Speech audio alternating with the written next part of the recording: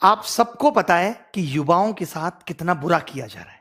वो अपनी मन की भड़ास कहां निकाले, उन सबकी मन की भड़ास मैं निकालूंगा आज अगर हम ये सोच रहे हैं कि जो एनटीपीसी आरआरबी के एग्जाम में 2.5 करोड़ बच्चों से फॉर्म भरवा के 500 रुपए फीस वसूल के बोलते हैं कि 400 रुपए बाद में वापस करेंगे, कितना बढ़िया धंधा चल रहा है, कमाल का तरीका है साहब का रेवेन्यू वसूलने का, और सरकार का इस पे कोई ध्यान नहीं है। आज 1.5 से 2 साल होने वाले हैं एनटीपीसी और आरआरबी में। एक बार ये कहते हैं हमें कोई एजेंसी नहीं मिल रही एग्जाम कराने के लिए, फिर आपने जब फॉर्म हमसे भराए थे, जब हमसे फीस वसूली थी, तो क्या सोच के वसूली थी? लेकिन हमारे देश की मीडिया इन सबको दिखाने का उसके पास कोई टाइम नहीं है। वो बस एक मुद्दा पकड़ लेंगे, उनको भी पता है सबको मजा आ रहा है, यही दिखाओ यही दिखाओ, चिल्ला रहे हैं बुरी तरीके से।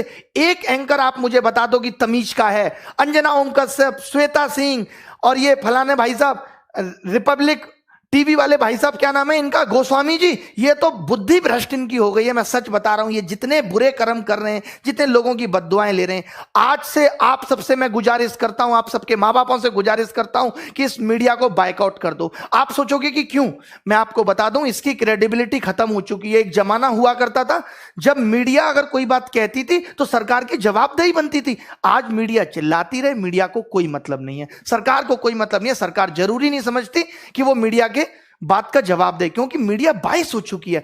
मीडिया को न्यूट्रल होना चाहिए। आज देश के अंदर कोई पॉलिसी आती है तो मीडिया जनता से जाके सवाल पूछती है, जबकि उसको सरकार से पूछना चाहिए कि आप ये पॉलिसी लेके आए हो, इसको कैसे एग्जीक्यूट करोगे, कैसे लोगों तक फायदा पहुंचाओगे। वो जनता से सवाल कर रहे हैं उल्टा। तो अब अगर हम ये सोच रहे हैं कि हमारा ये मुद्दा मीडिया में जाएगा और भला हो जाएगा, तो ये बात दिमाग से निकाल दीजिए। मीडिया के सारे चैनल भी मिलके एक एक बार बोल देना 2-2 मिनट, तो भी कुछ नहीं होने वाला, क्योंकि सरकार के कान पे मीडिया की बातों की अब जू नहीं रेंगती। सरकार और मीडिया एक हो चुकी है, वो न्यूट्रल थोड़ी है जो सरकार से जाके सवाल करेगी।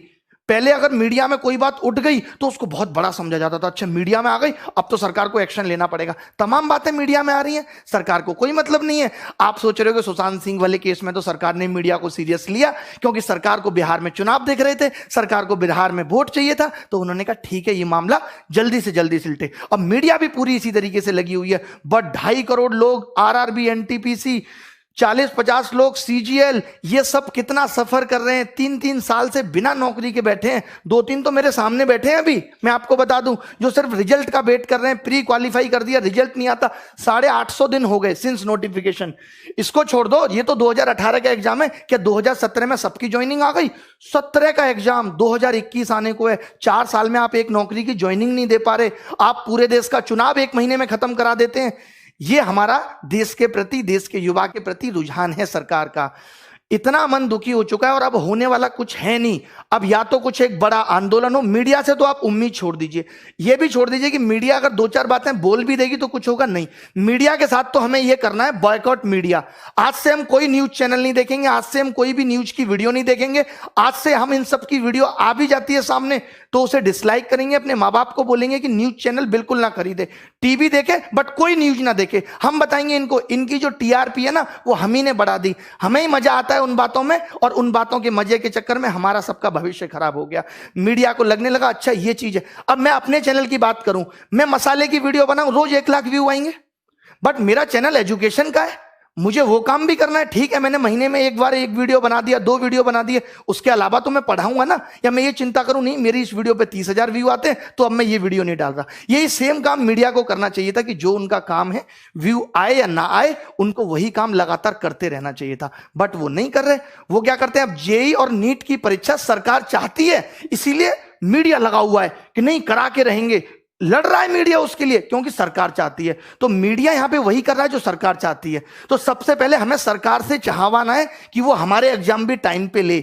मीडिया से सरकार नहीं सुधरेगी, सरकार से मीडिया सुधरेगी। तो गुजारिश हमारी सरकार से है, सबसे पहले कोई न्यूज चैनल हम नहीं देखेंगे। आपके पिता मम्मी सबको न्यूज चैनल को बायकॉट करना होगा, और आपके लिए ट्वीट करने होंगे, आपके लिए कैंपेनिंग चलानी होगी। चाहे यूट्यूब पे हम चलाएंगे, जैसे कि हैशटैग अभी चल रहा है, एसएससी डिक्लेयर रिजल्ट चल रहा है, और एक चल रहा है hashtag speak up for SSC railway exam. सोचिए कितना गलत हो रहा है यार। अब तो हद हो गई कि आप फॉर्म भरवा लेते हो 2.5 करोड़ लोगों से, उनका पैसा आप खा गए। आपसे ज्यादा वाहियात और गंदा आदमी कौन होगा? अब थोड़े दिन बाद रेलवे बिक जाएगी, किसी को कोई मतलब नहीं है, सब बच्चों का पैसा डूब गया। अरे मेहनत की कमाई है, खून पसीना बहा के कमाया एक एक रुपया। आप कमा के देखो, सरकार का एक आदमी कमा के देखे, फोकट की सैलरी मिल जाती है ना, जगह जगह से पसीना आ जाएगा, जगह जगह से। अभी तो आपको सैलरी भी मिल रही है साहब। मुझे तो ये समझ में नहीं आता, अगर ये समाज सेवा करते हैं नेता लोग तो इनको सैलरी किस बात की है, और जब ये सैलरी लेते हैं तो फिर इनको नौकर की तरह क्यों नहीं ट्रीट किया जाता? फिर ये राजा किस बात के हैं जब ये सैलरी ले रहे हैं देश से? तो बताइए आप। मोदी जी तमाम दिन से मन की बात कर रहे हैं, एक एक बात मैंने इनकी मन की सुनी है। भाई साहब, मन की बात में आज तक इन्होंने रोजगार पे बात की नहीं। अरे रोजगार को गोली मारो, जो रोजगार निकाल दे कम से कम उसे तो टाइम पे दो, या उसे भी टाइम पे नहीं दोगे, उसे भी आपने अपने रेवेन्यू का जरिया बना लिया। कौन टैक्स वसूलेगा आपके लिए? मोदी जी लगता है दूरगामी सिर्फ अपने लिए थे, देश के लिए नहीं है। अपने लिए तो उन्होंने सोच लिया था कि कैसे कैसे रास्ते पे चलूंगा कि प्रधानमंत्री बन जाऊंगा, बट वो ये नहीं सोच रहे कि इस देश का युवा जो आज जिन हालातों में, अगर यही हालत रहा तो ये देश नीचे चला जाएगा। ये आपकी देशभक्ति है, ये आपका देश प्रेम है। और ये जो मीडिया वाले चिल्लाते हैं ओम कश्यप फलाना ढिमका कि हम बहुत बड़े देशभक्त हैं, ये देशभक्त हैं, इनको नहीं दिखता कि क्या हो रहा है इस देश के अंदर। युवा कैसे बड़े, कितने न्यूज चैनल को मैं कॉल करके बोलता हूं कि इस चैनल पे डिबेट करा लो, अरे नहीं इस पे नहीं कराएंगे, हम दिखाएंगे तुम्हें तुम्हारी औकात, तब तुम्हें पता चलेगा। एक बात बताओ, अभी सीबीआई का केस रिया हुआ तो एक एक दिन की अपडेट आ रही है नहीं आ रही? सुबह क्या हुआ, शाम को क्या हुआ, अभी रिया कहां है? जब ये 2017 वाला केस सीजीएल का सीबीआई में गया था तब तुम मीडिया वाले मर गए थे, तब तुम नहीं दिखा सकते थे। आज ये 2 बंदे पकड़े गए, इन्होंने नकल कराई थी, तुमने एक बार भी दिखाया वो केस, और केस डंप हो गया। जब मीडिया उस केस को दिखाएगी नहीं तो केस तो डंप हो ही जाएगा, तब आप नहीं बोले बीच में।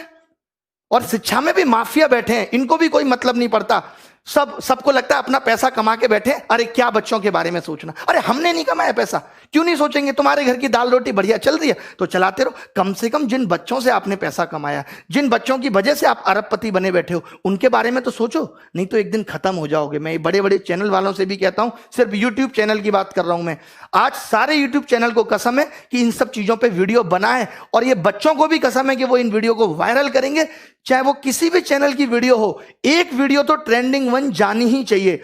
आज देखिए न्यू एजुकेशन पॉलिसी आई, सीईटी आया, एक न्यूज चैनल वाले ने तमीज से डिस्कशन नहीं किया, तमीज से सरकार का इंटरव्यू नहीं लिया जितेंद्र सिंह का कि आप बताओ इसको कैसे लागू करोगे। यार आप तो सिर्फ अंधकार में रख रहे हो। आपको लगता है हल्ला हो रहा है, चलो सीईटी फेंक दो, हल्ला हो रहा है, चलो ये फेंक दो, हल्ला हो रहा है, राम मंदिर घोषित कर दिया। सीईटी पे आपने कोई सवाल सरकार से नहीं पूछा। अरे देश में अगर कुछ हो रहा है, कोई योजना आ रही है, कोई नई चीज आ रही है, तो ये मीडिया की जिम्मेदारी है कि वो सरकार से जवाब मांगे और पूछे। यही काम मीडिया का होता था और वैल्यू भी होती थी मीडिया की। आज कोई वैल्यू नहीं है। मैं जरूरी नहीं समझता कि हमें न्यूज चैनल पे अपना मुद्दा लेके आना है, क्योंकि इनकी औकात नहीं रही है, बिल्कुल ही जीरो कौड़ी के लोग हो चुके हैं। सीधा सीधी सी बात है, पहुंचा देना इन तक भी ये वीडियो ताकि सुधर जाएं, नहीं तो बुढ़ापे में कोई पानी देने वाला पैदा नहीं होगा इनको, जो ये कर्म कर रहे हैं, जो लोगों की बद्दुआएं ये ले रहे हैं। जीना दुश्वार कर दिया यार आपने। मैं अपनी जगह रख के जब ये देखता हूं कि एक बच्चा जिसने 3 साल से तैयारी की और सिलेक्शन नहीं हो तो उस पर क्या बीतती है। जैसे बच्चों से कहते हो एफर्ट लगाओ, एफर्ट लगाओ, 3-3 साल बच्चा तैयारी करता है, 10-10 हजार 20-20 हजार रुपए यहां फीस भरता है। आपको पता है कैसे गुजारा करता है? एक इस आस में माँ बाप सोचते हैं चलो हमारे बच्चे की नौकरी लग जाएगी। आपको नहीं पता कि शिक्षा का इस तरफ बढ़ना चाहिए था। चलिए माँ बाप किसी का पढ़ा लिखा नहीं है, कम से कम बच्चा तो सिलेक्ट होकर घर की जिंदगी को बदले। आप वैकेंसी कम निकाल रहे हो, हमने ये भी एक्सेप्ट कर लिया, बट अब आप जो निकाल रहे हो उसको भी टाइम पे नहीं दे रहे।